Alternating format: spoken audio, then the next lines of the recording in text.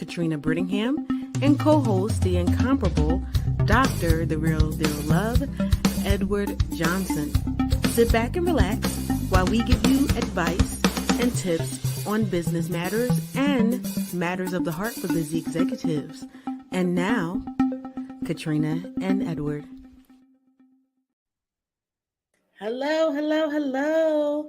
Welcome to High Tea with me. I'm Katrina Brittingham, your business coach and your navigator on your road to success. And we have the incomparable Dr. The Real Deal Love. Hello, hello, hello. All right, so we are here the last week of the month. The last time we met with you and we were before you, we talked about, are you ready for entrepreneurship? So, for those of you who decided, yes, I am, or maybe you need a little more planning, it's never too early to start your business plan. Mm-hmm. So, we are going to talk about the business plan. For those of you who have been in business for quite some time, it may be time for you to revisit your business plan if you did not do that at the end of 2022. All right, or the last quarter of 2022. So, business plans do exactly that. It helps you run your business, it helps you plan your business. A good business plan will guide you through each stage of starting and managing your business. You'll use your business plan as your roadmap or your GPS for how you structure, run, and grow your business, whether it is new or whether you have been in business for some time. It's a way to think through the elements of your business, the growth of your business, or if your business is not doing quite well, you can take a look and see why and start planning, find out what went wrong. All right. Mm-hmm. Business, you can find out even if you went off a plan and off a script during the year. Business plans can help you get funding because that's the first thing that investors ask for. They want to look at your business plan, they want to make sure your business plan makes sense. Or if you're bringing on new business partners, they want to know what they're getting into. Investors want to feel confident that they'll see a return on their investment. When people invest in you, they want to get their money back and they're going to talk to you about their money, whether it's 20%, 30%, however much they're going to take of your business once they invest. Also, if you have stocks with your business, people who buy your stock, they want a return on their investment. They're not just buying it because they're being nice. They want to get a return. So they Mm-hmm. want to make sure that you have a solid business plan. Your business plan is a tool to use that you use to convince people that you are working with, whether it's investing or whether it's someone working. Even employees look at your business plan.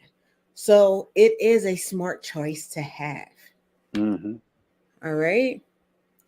So I'm going to ask this question, put you on the spot. Do you have a business plan, Dr. Love? Yes, I do. How often do you look at it? Oh, Lord. I view it at least twice a year. Okay. Yep. Because And business. revise, and revise. There's some revisions that has to be made, with the business plan because things change, Yes. systems change, you know what I'm saying? So you definitely have to, revise some things, revisit, with your Yes. business plan. So absolutely. If you wasn't, I'm be like, you need to call Mm-hmm. me. Mm-hmm. hmm the question is because I did it with someone, early on.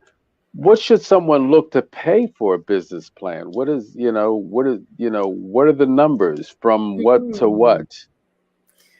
We are going to get into that. Okay. We are going to get into that as far as the cost for having a business plan written. Mm-hmm. and options that you have. So that's a good question. We're going to put a pin in that. We're going to let So you know. yes, and he's always 10 steps ahead of me. So um as far as asking the right questions, I do want to take the time to let you know I have different screens going on for the different social medias. So if you see me looking over here, I am paying attention. I'm just looking at the other screens and monitors. All right. So now, before we talk about costs, we have to go into picking a business plan format that works for you because that depends on how much it's going to cost. Mm-hmm. As I'm saying, always the right questions. Always, Mm-hmm. always.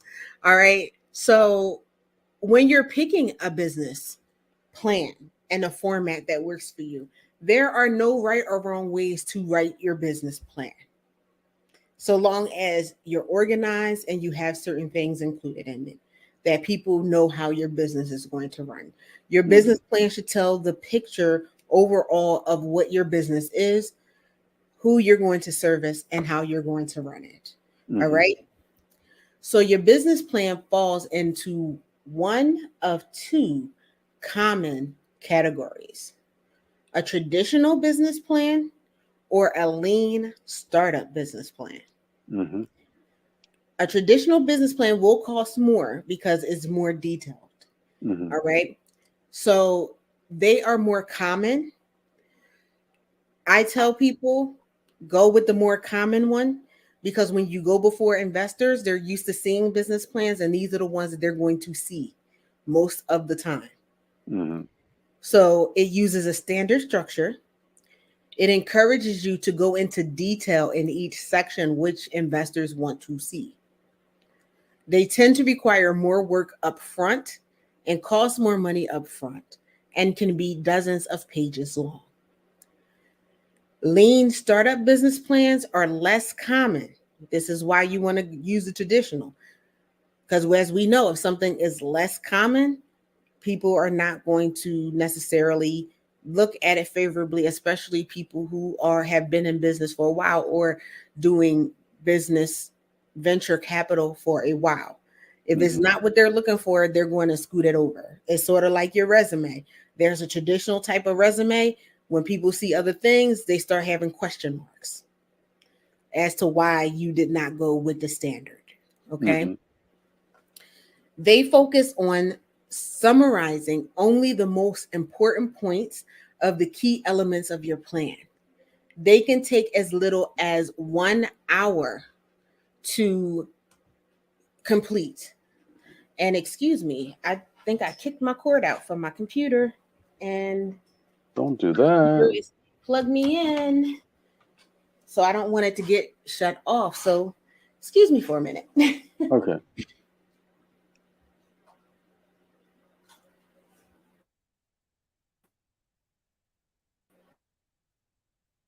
All right.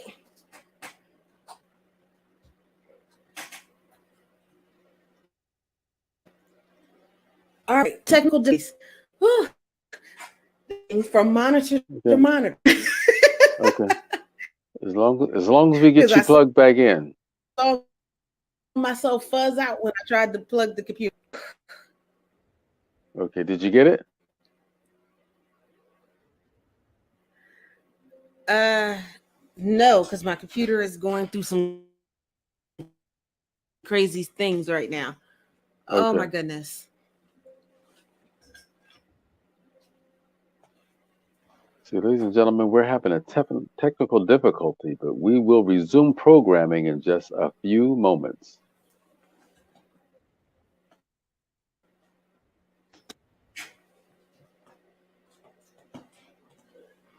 Okay.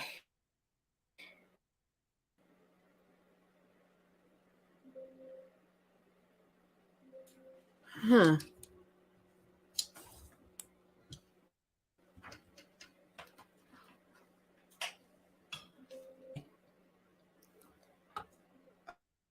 All right. What we're going to early is so I can try to work this Mm-hmm. And we will see you in 30 seconds. From one-on-one executive coaching to our business building concierge service, Venture Ready helps entrepreneurs, startup executives, and business owners build, scale, and run their businesses using techniques that support stability and long-term growth. Through the Career GPS radio show and High Tea with Me TV program, we promote smart business strategies for the real world. Then, in our one-on-one coaching programs, we help entrepreneurs go beyond the vision board to realize their big vision into a tangible business with a promising future. If you're waiting to feel legit, here's the thing: you have to legitimize yourself. It's time to stop treating your business like a hobby. Get real, it's your career. So let me ask you, are you venture ready?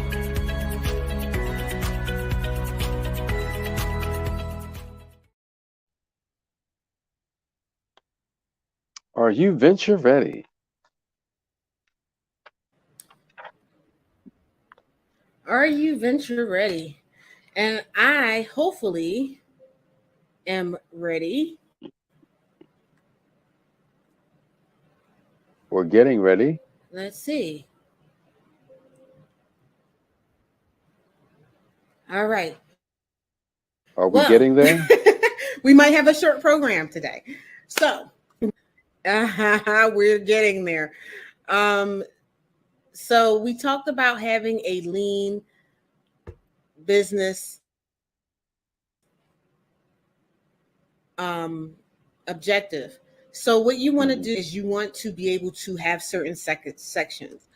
So, you want to have an executive summary, you want to have a company description, you want to do the market analysis. Uh, you want to do the market analysis. You want to have an organization and management schedule. All right, that's the leadership structure of your business. That should be in your business plan. That is so interesting. I don't know what is going on with my computer right now. Um, yeah, I'm not liking this at all.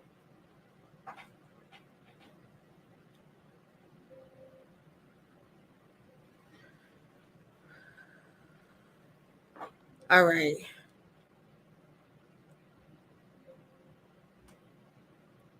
I'm hoping you can see me. I can see you. Um, It blacks out every once in a while.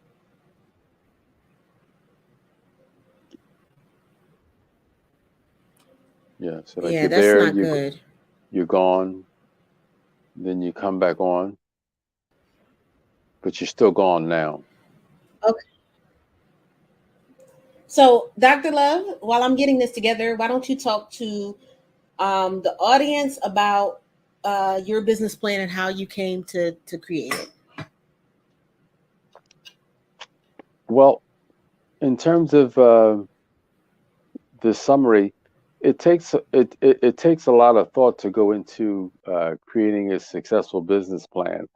And my start was I started a lean survival machine. That's just starting with the plan, just starting the basics. And I had someone help me because I had no idea, what I was doing in creating the business plan. But when you structure uh, the business plan, basically going over all aspects of your business, the finances, the loans, uh,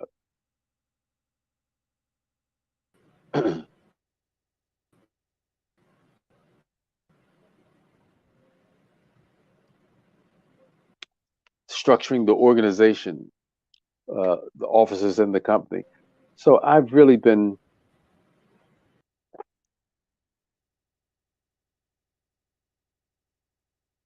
revisiting the plan so that I could basically know what I'm doing, where I'm going, and what my projections are. Okay. So in the relationship businesses, just targeting my customers so that I know when it comes down to customers, who is my customer and how will I service them. And all that is documented in the business plan. So when you start your business plan, you just want to kind of like pull all the aspects of your business together. Uh,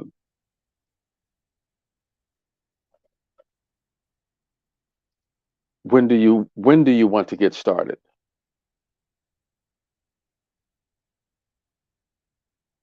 How will you? Are you still there?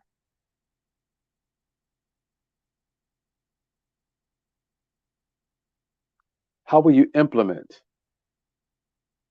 your day-to-day operation? Okay. When I started my business plan, I had my first salon. All the things that went into it in terms of studying the market, I had no idea what the market analysis was. Studying the geographics of my location. In other words, when you look at the market, how much of the market will I get? Um, if there's 1,000 women in this particular location, how many will I draw into my business? What is the share? What is my market share there? And then analysis. When it comes down to the customers in that area, are they financially capable of paying for my service? Okay, so when you start studying the market, uh, this market, can they afford your service? That was one of the things that I didn't really understand when I started in business. I went into an area. I started in Center City, and then I went to a neighborhood, and my price structure was a little expensive for where I went to. Where I came from, Center City, and then I'm in West Philadelphia, there was a discrepancy. So I had a financial catastrophe for a little bit until I really was able to get on my feet and start attracting the clients that could afford my service. So market analysis was just so important for me to learn because I didn't know it. I had to learn it. And that's very important. That's part of your business plan, is finding out who your customer is, what your prices are going to be, and with the change, how you were going to pay your expenses, because your business was used to running off of a certain income from where you Hmm. were. Now, you might have been, excuse me, able to offset that with the office cost, because the office cost is different. Ooh, let me take a sip of water. Hmm. Don't know why I'm having all these problems. So I had to take out my handy dandy monitor. So that's what was causing the problems, Gotcha. um, because it was draining power. And so, because the computer was at a certain amount, I had to do that. So I just wanted to let y'all know what was going on. Okay. What's going on? I have to make sure that my computer is plugged in, which I thought it was. I must have knocked it out of the socket, because as y'all see, I move around a lot. So um, that's part of what your financial projection is, and that is a part of your business plan. With moving from one area to the next, and Dr. Love moved from one area of the city to the next, I moved from one state to the next. Hmm. And when you are moving, expenses are different. So you have to take a look at that. And also, your niche, trying to have people local here, because yes, I'm international, but I do want to get local clientele as well. Hmm. Being able to do that, what can they afford, what can't they afford? Okay, because if people can't afford your services, then they're not going to buy your services. Hmm. So once your business is already established, how you take a look at that is um, evaluating your income statements and your balance sheet and your cash flow statements for the last 3 to 5 years if you have been in business that long, especially if you've moved. Like, so you have to evaluate, can I afford this move? If you had office space and say you moved the office space from Center City, you might still be doing work in Center City because you have to, pay that bill, as far as people being able to afford your services.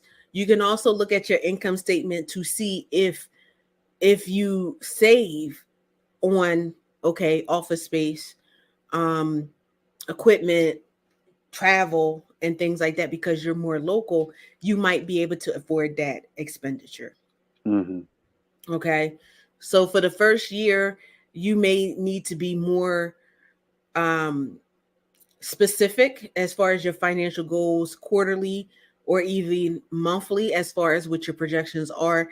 As you grow, you can pull that out to maybe bi-yearly or a year. Okay. To make sure that you have a good picture and that you can clearly explain your projections and match them to the funds that you're requesting, if you're requesting loans or venture capital. Mm-hmm. Okay. So with the traditional plan, we went through the fact that you had to have an executive summary to tell your reader what your company is and why it would be successful. You would include your mission statement, your products and services, and your basic information about your company's leadership team. If you're a solopreneur, information about yourself, any employees, and your location. You should also include financial information at a high level, as far as a growth plan. If you plan to ask for financing, that should be in your executive summary. Mm-hmm. Your company description just tells about your company, some detailed information, details about any problems that your business solves for the customers. You want to be specific and list out your customers. That's your market segment, organization, and your business. Um, your company, the businesses. If you serve businesses, your company plans to serve. Mm-hmm. Explain any competitive advantages that will make your business a success. There are experts on your team. Who are they? Have you found the perfect location for your business? If it's retail, your store. Your company description is the place to boast about your strengths, the strengths of the company. Dr. Love touched on the market analysis.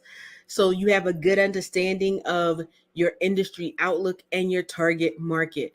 So his target market were professionals in Center City. When he moved, that changed to professionals who were in the inner city. Mm-hmm. All right. So you want to do competitive research. So one of the things that he had to look at is, who are my competitors in the city? Who are my competitors in the inner city? What are their strengths? How do I differentiate myself from them? Okay. He looked for trends and themes with some help. Um, and so you have, what do your successful competitors do in Center City? What do my successful competitors do in the inner city? And why does it work? Can you do better than them? Explain Mm-hmm. how you can do better than them. Okay. So we talked about your legal structure, whether you want to be a S corp or a C corp. With this type of corporation is a different type of tax. It is also, you can sell stock from your company. These are the only places that you can sell stock. You Mm-hmm. can form a general or a limited partnership, or if you're a sole proprietor, you can set up as a sole proprietor. This is the time where you can actually name the company after yourself. Your Mm-hmm. first name, your last name, business. Okay. If you're a limited liability company, you can be a sole proprietor as a limited liability company. That would be Katrina Brittingham, LLC. Mm-hmm. But you can also be a limited liability company where you're not a sole proprietor or plan to remain a sole proprietor, and then you can have a business name. Also, it'll be business name, insert name here, LLC. Mm-hmm. So, depending on your plan and what you have, you want to lay out your organizational chart. Who's in charge of the company? Who's next in charge? Do you have treasurers? Do you have a charter? Do you have VPs? Do you have directors? Do you have managers? All the way down to the line staff. Okay. Now, organizational chart does not necessarily have to have a person's name in it because maybe you need to fill it, but you would have the title of what it is and then put to be determined or looking to fill, something like that. So Mm-hmm. people know that you have someone that is going to fill that key position. All right. We talked about your products and services and what you do. You want to look at what your product life cycle looks like if you have a product. If you have a service, you want to have stuff like that in there. Share your plans for intellectual property, like your copyright or patent, your trademarks, and things like that. So you want to make sure that you are as detailed as possible in that section. For marketing and sales, you want to put your marketing and sales strategy. For funding, you want to make sure that you are specifying what type of funding you are looking for. You want to clearly explain how much funding you need over the next 5 years and what you'll use it for. Okay. Mm-hmm. Specify whether you want debt or equity in terms of how you would like it applied. So if you are going for a loan, that is debt. If you have an investor, that's equity, because as your business grows, you're going to be paying out from the income or equity Mm-hmm. of your business. Mm-hmm. Makes sense? Mm-hmm. All right. How So does that work with, just a quick question, how does that work with grants? That's something that I really haven't dove into, but with grants, this a is grant is not a debt or an equity. okay. A grant is a, for lack of a better word, a gift. Okay. But you have to follow the details within the grant. If you don't, then it is subject to be payable and will turn into a debt. Okay. Okay. And some grants can be a year, it could be 6 months, it could be a one-time small grant that is put into your business, and it is considered income. So it is something that you do have to report on your taxes, and the government will take their cut. Mm-hmm. Mm-hmm. But if you're talking about getting a grant, that's a whole nother program, and we can do another program on that, Mm-hmm. because it's a lot that goes into that, where you A have to lot. register and all of that stuff, which I have done, and it is a process. You want to specify if you're going to use this debt or equity funding for equipment or materials, to pay salary, to cover specific bills and revenue increases. And you always include a description of your future strategic financial plans, like paying off debt or selling your business if you decide to sell your business. Now, going back to the grants, a good example of that would be the PPP funding and the EDIL funding. The PPP was a loan, but it was a forgivable loan if you followed the plan. And if you did, it became a grant. So you didn't have to pay it back. Mm-hmm. Loan money, you have to pay back. Investor money, you pay back out of your equity. A grant, you do not have to pay back. Mm-hmm. So with the EDL, part of it was a loan and part of it was a grant, which Mm-hmm. they did not explain too well. Mm-hmm. A loan grant combination. Correct. Mm-hmm. And everything like that. And I know from personal, because I did apply for the EDIL and it was explained to me as a grant. So then next thing Mm-hmm. you know, he's like, oh, you got to pay it back. I'm like, no, this was a grant. So then I go back and I'm like, they're like, oh, well, part of it was, they have the language on there now because I Mm-hmm. remember reading it and everything like that because I pay attention to what I'm signing up for. Um, that it was the way they had it is was sort of like PPP, and I think they mixed the language up. Is that if you followed these things, it would turn into a grant? And I said, I know Mm-hmm. that that's what they said. Now they're like, oh well, no, this part is a loan, this part is a grant. You don't have to Mm-hmm. pay this part back, but you have to pay this part back. Okay, that's right. Very confusing. It was very confusing. Very, very confusing, and it would have been, it would have sold me or not sold me on it. So it would have been a decision making thing Mm-hmm. for it. But in order to get what they called the EDIL forgivable part, you had to get the loan first. So Mm-hmm. it just is what it is. Um, and maybe I still would have gotten it, but at least I would have been a little more prepared Mm-hmm. for it. It's not that big of an expense, but still, I always like to know when I have to pay something out. In business, you want to know all those, Exactly. all your Um, expenses. so you want to have financial projections and everything like that. You want to convince whoever is reading your business plan, including yourself, that the business will be stable, okay, financially stable. All right. You want to have established your income statements, your balance sheet, your cash flows, your statements for the last 3 years if you've been in business long enough. If you have any collateral you can put up against any loans, that needs to be in your business plan as well. All right. Try to have a perspective financial outlook for the past 5 years, included forecasted income and everything like that for your year. Capital expenditures. That's what you're going to be spending for the year within that year of your business. All right. So finally, we have the appendix. You want to use the appendix to provide supporting documentation and other materials, um, especially if they request anything else.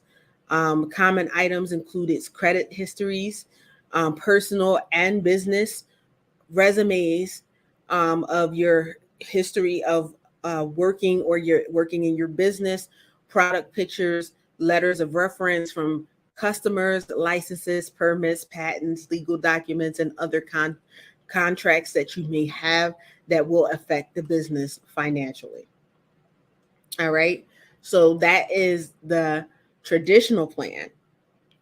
A lean plan is a little bit smaller. So you would have any key partnerships that we explained, any key activities, any key resources. So you can leverage value for your customer by including your staff, any capital or intellectual property. Don't forget to leverage, and you can do this in a traditional plan um, for services that might be available to women, veterans, Native Americans, and hub zone businesses. You can also put, if you are a certified minority business, that will help you with grants and things like that. If you're a woman owned business, if you're a veteran owned business, they have grants and things that are set aside with the government and other places specifically for these groups. Okay. So you want to have your value proposition, a clear and compelling statement about the unique value your company brings to the market, your customer relationships. All right. Is it automated or is it personal? Is it hands on? Is it in person or is it online? Think through the customer experience from start to finish because you will have to map that out. Your Mm-hmm. customer segments. Be specific with your target market, your channels, which is the way you talk to your customers through social media, over the phone, through your website, through email. You want to break all of that down. Your call structure, all right. Um, Focus on how you'll be reducing costs and maximizing value. Define your strategy and list that. And then we have revenue streams, which we have gone through. And that is the lean plan. So as you can see, it's not as much, it's not as detailed. When you come to this, my suggestion is if you're going for financing and funding, a traditional plan will cover everything that you need, and you won't have to worry about if you're missing any pieces. Mm-hmm. Going back and circling back, because we're actually almost at the end, I do again apologize for the technical difficulties, and it will not be that way going forward. Um, is how much a business plan will cost you. A lean business plan will probably be cheaper. It actually depends on who's writing it for you. Mm-hmm. Okay. It depends on how much experience for some, how much they charge. Okay. It depends on how quick you need the business plan as well. Like if you need a rush, people may add to that. For In my opinion, if you have a lean business plan, that's probably somewhere between $125, maybe, or more. All right. For a traditional plan, I've seen them as low as 200 for a good one, $250 to over $2,000. And again, that depends on how detailed your business is. It depends on if you're a startup or if you're already in business. Someone like myself who has multiple businesses under one umbrella, Venture Ready LLC is the parent company of about 3 or 4 companies. Mm-hmm. My business plan is going to be a whole lot more detailed. So I'm looking at if I have someone write it, if I wasn't adept to write my own, and be in business, a business coach, and know how to write business plans, I'm probably looking at least $2,000 to get my business plan written. Mm-hmm. And I'm talking about at least. Okay. So that answers your question. I know we went a long way to it, but I had to go through all of these things so you could understand where the cost comes in, when it comes to having a business plan and having it written. It's not really a simple answer, Mm-hmm. because it really depends on the type of business plan, your business, how much stuff you have added in. And generally, the longer you've been in business, you have more documentation to add. Mm-hmm. So it is going to be a different expense. Mm-hmm. Um, if you're a lean business, like if you're doing um, social media marketing or something like that, um, what they call it, influencer, and you're just online, and that's your Mm-hmm. vision for right now. It may not cost that much, because it's not that much in there, but be an influencer that went viral, and now you have products, and now you have endorsements and stuff like that. All of that stuff may um, be more, Mm-hmm. depending on what you have, your projections, what you plan to do. Some businesses also have, and that's my plan eventually, to have a nonprofit foundation, where I'm providing grant money or grant assistance, charities and stuff like that. That all goes into your business plan, Mm-hmm. and everything like that. So that makes it bigger, and then you'll have another one for the actual charity. Mm-hmm. Yeah. So it really What, depends. one more question I wanted you to get in there is, Mhm. what do you, for someone who's going to help you or write your business plan, what should you look for from them in terms of their experience, their credentials, their qualifications? Good question. Number one, the first thing that you want to do, and I do this with any company, when you're vetting someone, ask for references. Mm-hmm. Check those references. Make sure that they are clients, that they actually had.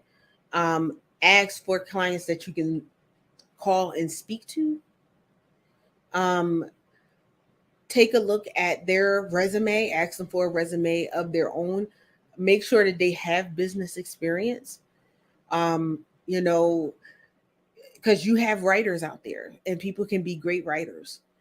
It doesn't mean that they have the research skills and the knowledge to do the research for you. Because I've had some people when I got a little lazy, um, to try to write my resume, but this is like an extended resume, to Mm-hmm. write my business plan.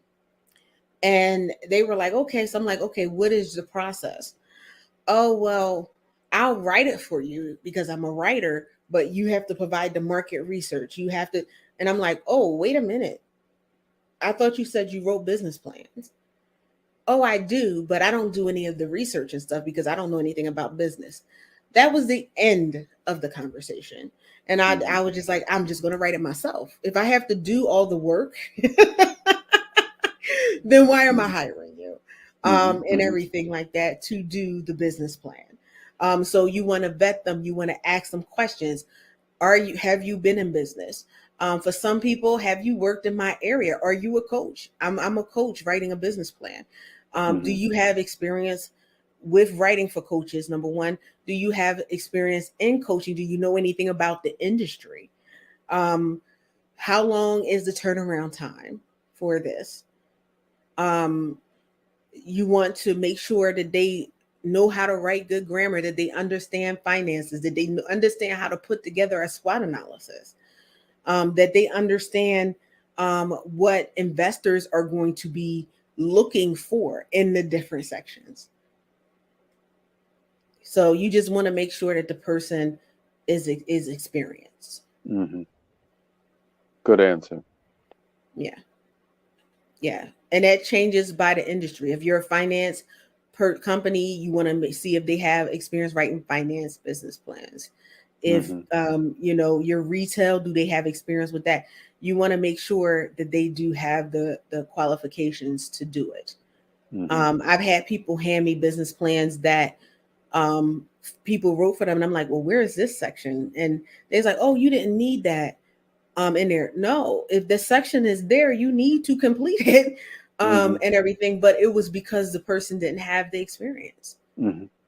and everything like that. So I've redone business plans that other people have had done with people who were skilled writers but didn't have the business experience, The experience. or even because what I'll say is, even if the person has the gumption to do it, okay, I might not know it, but let me look up what a SWOT analysis is.